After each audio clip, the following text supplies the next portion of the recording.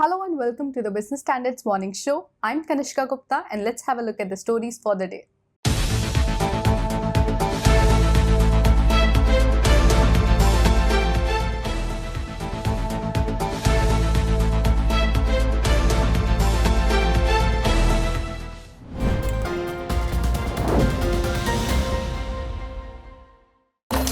इस बार मनाली चलते हैं। नहीं Goa. We Indians disagree on everything, but we agree. SBI is the banker to every Indian. SBI से tractor loan लिया, पाजी ये 100% सही किया। SBI is the banker to every Indian. Export of Indian goods crossed the $400 billion mark for the first time, 9 days before the current fiscal drew to a close. Prime Minister Narendra Modi called it a historic moment and hailed all the stakeholders. It was indeed a big feat as the merchandise export rose 37% from the last year's $291 billion level. So what are the key sectors that drove this growth? And will it sustain? Watch our next report to know more.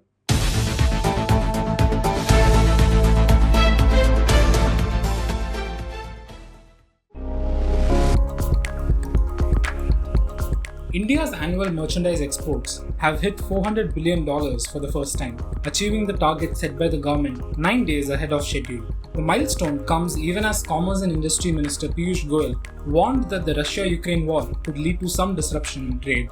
The government is confident of clocking $410 billion of exports by March 31st, as India has been shipping out goods worth more than $1 billion a day. Prime Minister Narendra Modi was quick to hail the exporters.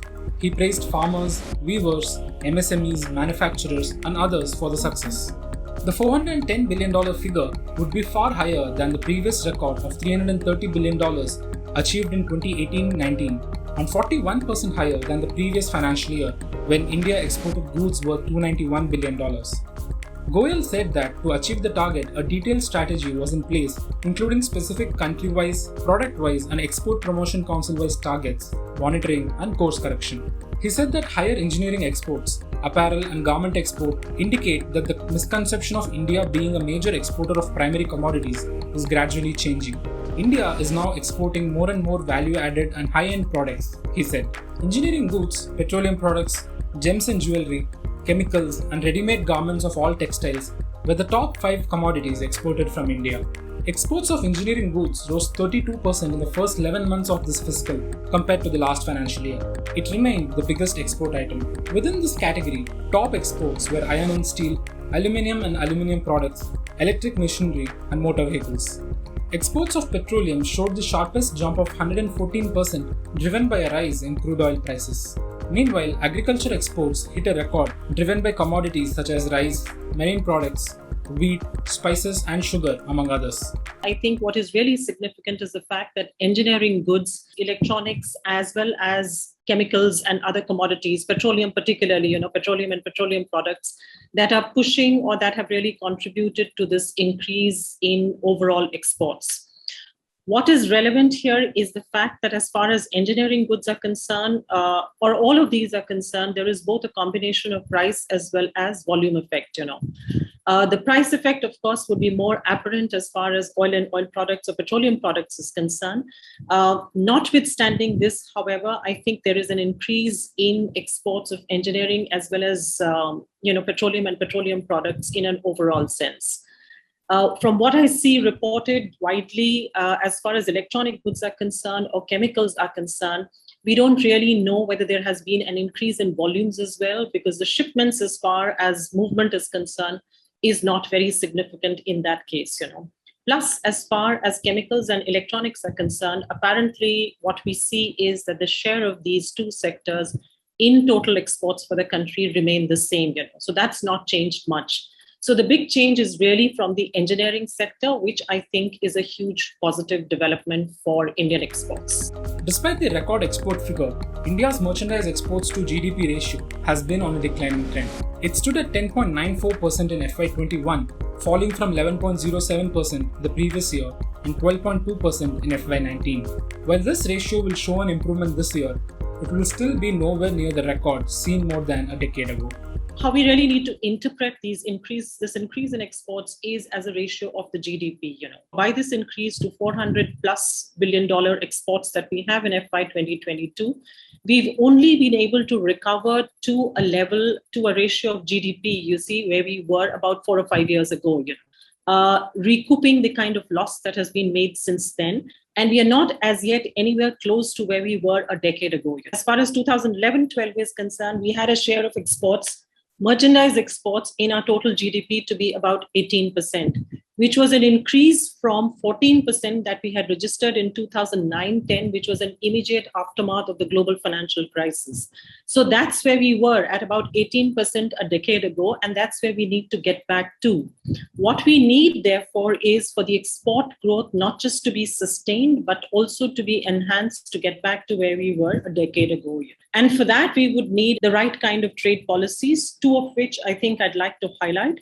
One, which would be in terms of deepening FTAs with the right kind of partner economies, And two would be a greater amount of investment that we would need in trade infrastructure, particularly as far as logistics is concerned, transport, as well as in services that support merchandise exports, like transportation and distribution services.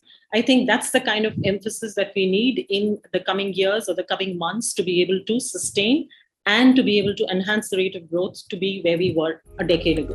While the surging trend in exports is praiseworthy, the momentum is likely to sustain with proactive measures like the signing of free trade agreements and the expansion of flagship export promotion scheme RODTEP to sectors like iron and steel and pharma.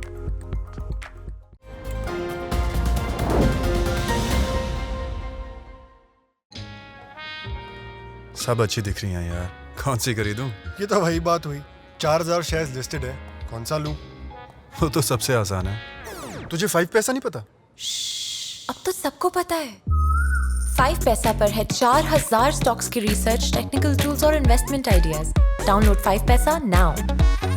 अब तो सबको पता है, investing made easy and rewarding with 5 paisa. Investments in securities market are subject to market risks. Read all the related documents carefully before investing.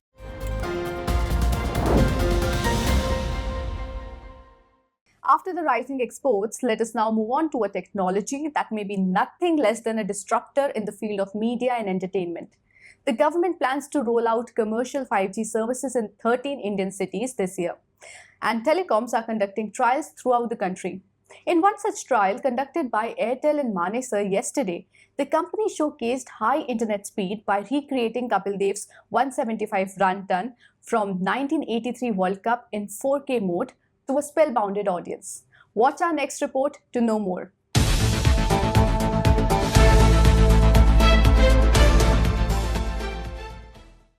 Nothing binds people of our country together like cricket. Airtel knew this. So, when the telecom major had to showcase 5G speed, it took out a leaf from 1983's World Cup winning moments. On Thursday, Airtel showcased the high speed and low latency capabilities of 5G. It conducted the demonstration at its Network Experience Center in Manesar, Gurugram, over 3500 MHz band test spectrum allotted by the Department of Telecom. It was like a glimpse into the future. The demonstration highlighted how immersive video technology and holograms could change the face of entertainment. I think definitely immersive videos and more real videos, more real-like videos is definitely future of entertainment, social, business, because everything, whether it is virtual business meetings or virtual social media or virtual presence like what we saw today, Kapil Paji appear and talk to us, I think this is future. Because this kind of experience needs fast speed and needs edge cloud and edge data centers. So I would imagine that with 5G coming in, these use cases become really, really close to us. Airtel showcased the exciting future of entertainment enabled by 5G by recreating the Instadia experience of Kapil Dev's famous 175 not out versus Zimbabwe during the 1983 Cricket World Cup. A special 175 replayed video in 4K mode brought to life key moments from the match, which had no video footage due to the then strike called by TV technicians. Airtel also demonstrated 5G's use case in the metaverse. It also conducted India's first 5G-powered hologram interaction with Kapil Dev. The 5G-powered virtual avatar of the legendary cricketer appeared on the stage to interact with the fans in real time and walked them through the key moments of his innings. According to the Department of Telecom, 5G is expected to deliver a download speed 10 times faster than 4G, while Airtel, after the trial, claimed speeds of over 1 Gbps and latency of under 20 milliseconds. So, what exactly is immersive video technology? Immersive video is a type of video content that is designed to make viewers feel like they are part of the experience. There are several technologies available to enable such kind of experience. Foremost among them are virtual reality, augmented reality, and live holographic representation. The former two are widely used to enable the immersive video experience, but require specialized devices like glasses, headsets, and smart screens, etc. The holographic representation, however, is the easiest and convenient way to experience immersive videos because it uses conventional technologies like three-dimensional videos to render immersive, real-like experience. Indians might soon get to experience 5G speeds. Commercial 5G services are planned to be rolled out this year in Delhi, Gurugram, Mumbai, Pune, Chennai, Kolkata, Bengaluru, Hyderabad, Chandigarh, Lucknow, Ahmedabad, Gandhinagar, and Jamnagar.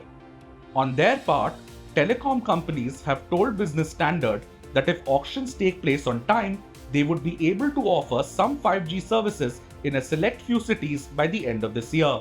Meanwhile, a full rollout will start from 2023. According to a Business Standard report, the 5G spectrum auctions are targeted for July. A report by market research firm CMR has said that 5G smartphone shipments might hit 64 million in India, as spectrum auctions may take place later this year. According to the report, 5G smartphones grew more than 600% in India in 2021. The messages coming from the government corridors also suggest that the 5G rollout is on track. Union Minister for Electronics and IT, Ashwini Vaishnaw, had said last month that 5G rollout in India was now in its final stages. Finance Minister Nirmala Sitharaman has also announced while presenting the budget that the government was planning to launch a scheme for design-led manufacturing that will help to build a stronger ecosystem for 5G as part of the production-linked incentive scheme.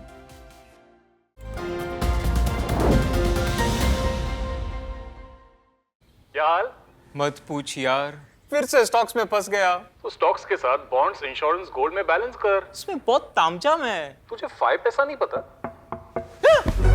अब तो सबको पता है। 5 पैसा है all in one account. Download 5 पैसा now. अब तो सबको पता है। Investing made easy and rewarding with 5 paisa. Investments in securities market are subject to market risks. Read all the related documents carefully before investing.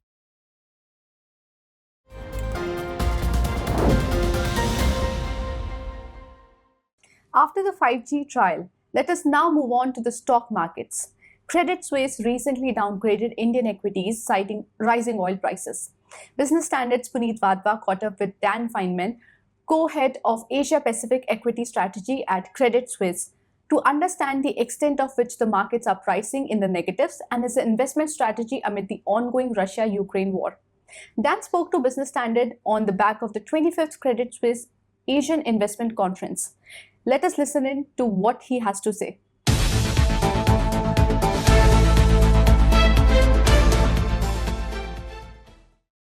Dan, you recently downgraded India to underweight, citing the rising oil prices.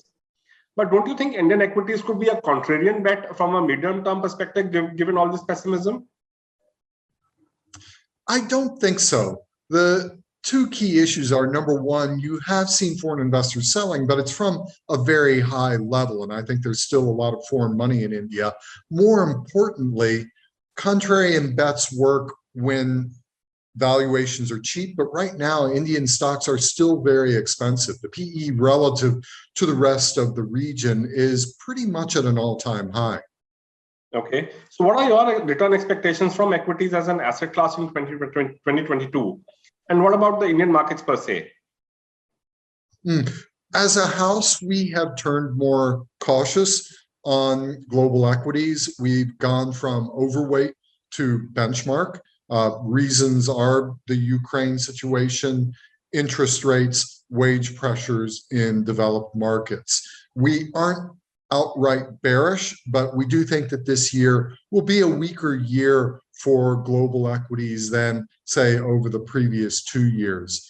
As far as India is concerned, I think it'll be a clearly tougher year this year than last year. Last year, you had a lot of earnings upgrades that were powering the market. Valuations weren't as expensive, and you didn't have the downward pressure from oil prices. Okay, so in terms of, can you quantify the return that one is likely to get from equities as an asset class globally and in India in 2022? Well, we don't have targets that I could cite on that. Okay. Talking about the foreign money, as you said, foreign investors have been dumping Indian stocks since October 2021 like there is no tomorrow. Is the worst of the selling is over, or they are just catching their breath before the selling resumes? I think that selling will probably remain a problem for India. As I noted, although foreigners have been selling, they started from a very high level of ownership. There's still quite a bit of money in India. And then there's the valuation issue. Right now, Indian equities are the most expensive in Asia. If you're looking for bargains, India isn't the place. So which are the regions that are a bargain bet right now? Well, our favorite part of the region is ASEAN, Southeast Asia, markets like Indonesia, Singapore, Malaysia, Thailand. These markets are cheaper than India. They've got a good bounce back story from the pandemic. They aren't in some cases, as exposed to oil. Say Malaysia and Indonesia are big commodities exporters. They aren't as sensitive to inflationary pressures. This is our favorite part of the region. China, we've also gone overweight.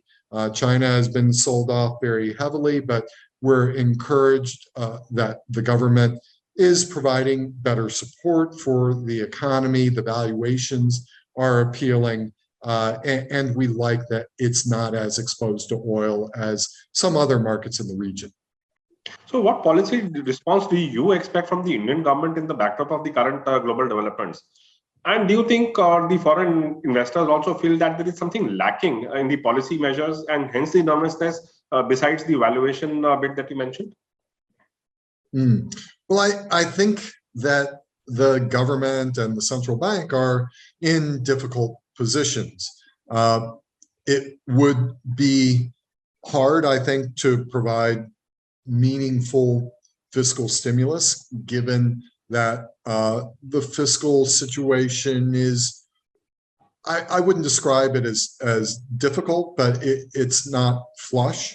I think the job of the central bank is probably tougher now, given that you've got rising non-core inflationary pressures, but you have a risk of slower growth at the same time. Traditionally, the RBI will, by its mandate, be looking at headline inflation, but when you have headline and growth and domestic demand potentially moving in different directions, that makes the situation difficult. So what's on your shopping list, or what are your overweight and underweight sectors as regards India? Well, at the moment, if you're talking fairly short term, where we've got all this uncertainty, I would be looking more, my favorite sector would be IT services. These software companies, not only are they insulated from oil prices in general, but they're actual beneficiaries of inflationary pressures, wage inflationary pressures in the US.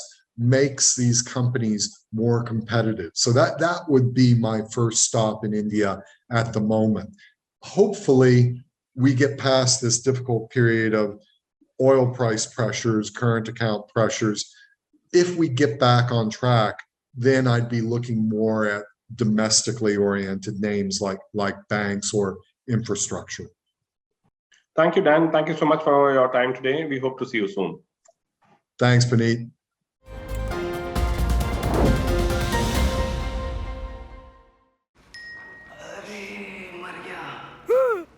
तुम इतना डर गए? अब क्या किया? Shares में trading. तुम्हें 5 पैसा नहीं पता? ओए, अब तो सबको पता है। 5 पैसा पर मिलते हैं रिसर्च टूल्स, पोर्टफोलियो एनालिटिक्स और इन्वेस्टमेंट आइडियाज भी। डाउनलोड 5 पैसा नाउ। अब तो सबको पता है Investing made easy and reporting with 5 paisa. Investments in securities market are subject to market risks. Read all the related documents carefully before investing.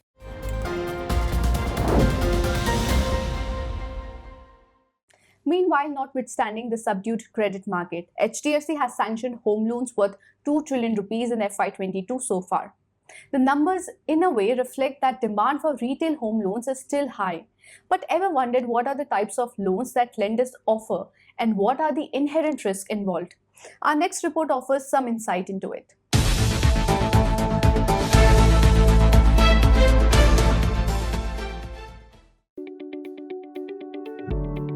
Loans broadly fall in two categories. They are unsecured and secured loans. An unsecured loan is released based on the creditworthiness of the borrower and is generally provided to those with high credit scores. Unsecured loans could be a revolving loan product that contains a credit limit such as a credit card, or a term loan where a lump sum amount is given to the borrower who repays it in monthly EMIs until the end of the term. A popular form of unsecured loan is a personal loan that can be availed for various purposes and has no restrictions on the end usage. They can also be availed for specific purposes like marriage, education, travel, emergency, or a loan for debt consolidation which can be used to pay off existing unsecured debt obligations. On the other hand, in the secured loans, the borrower is required to keep an asset as surety or collateral to borrow money. Put simply, collateral is an item of value that a lender can seize from a borrower if he or she fails to repay a loan according to the agreed terms. One common example is mortgage loans. Normally, the lender will ask you to provide your home as collateral. This means that if you fail to meet the repayment terms of your mortgage, the bank has the right to take ownership of your home. The bank can then sell your home in order to recoup the money that it lent to you. Assets that can be used as collateral include vehicles, properties, gold, fixed deposits, investments, insurance policies, machinery, and receivables. A loan against securities can also be obtained by pledging shares, mutual fund units, and bonds, while a loan against property can be availed for personal or business purposes by pledging residential and commercial properties. इसको 30 degrees कर देते हैं। अरे नहीं यार, 45 degree सही है। We Indians disagree on everything, but we agree. SBI is the banker to every Indian. SBI का video KYC savings account. Finally I agree. SBI is the banker to every Indian. Banks usually charge a lower interest rate for secured loans as it provides more comfort to them. That's all for today. We will be back with more news and analysis on our next episode. Stay tuned and thank you for watching.